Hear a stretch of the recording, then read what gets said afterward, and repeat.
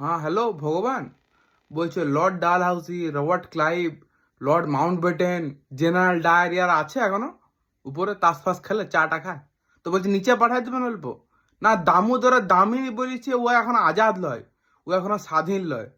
তো দেখান স্বাধীনতা কেমন হয় আর কি। পাঠাই দে, হ্যাঁ অত্যাচার করুক, নীল চাষ করাক, আর বাপ কাকা বেলে মেরে ঠেঙ্গায় কোমর ভেঙে দেখ। যখন দেখা হবে লাত মেরে দিবে, মুখটা থুতু ফেলে দিবে, মুখটা মুতি দিবে। হ্যাঁ চুরি চামারি করে দেশটাকে লুটে নিবে, শেষ করে দিবে। একদম কোমর অব্দি ঘোমটা নিয়ে ঘুরে বেড়াবে দামোদরের দামিনী, তবে বুঝবে আজাদি কি জিনিস হয়। ও নাকি কথা বলতে পারছে না, কোথাও কিছু বেরাইতে পারছে না। হয়তো বা আফগানিস্তানে সে পুরানো পুরানো তালিবান লিডার গুলো আছে এখনো, হ্যাঁ ওদেরকে পাঠাই দেন।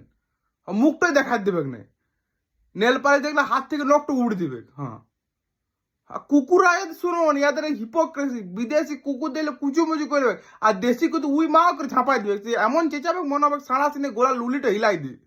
বুঝছেন তো? হ্যাঁ বিদেশি গেলা পাঠান তো, যেগুলা ছিল। হ্যাঁ, 5 বছর রুল করুক, হ্যাঁ তবে বুঝবে আজাদি কি জিনিস হয়। আমরা কি এখনো স্বাধীন? উপর থেকে আবার হালকা মুখটা মুতে দিতে পারবেন? হ্যাঁ বৃষ্টি দিতেন বুঝিয়ে যাবো, আমি ইশারা বুঝিয়ে যাবো আপনার যে মুতে দিয়েছেন মুখটাতে। আমরা কি স্বাধীন? ঠিক আছে রাখছি। স্বাধীনতা বুঝে স্বাধীনতার কিছু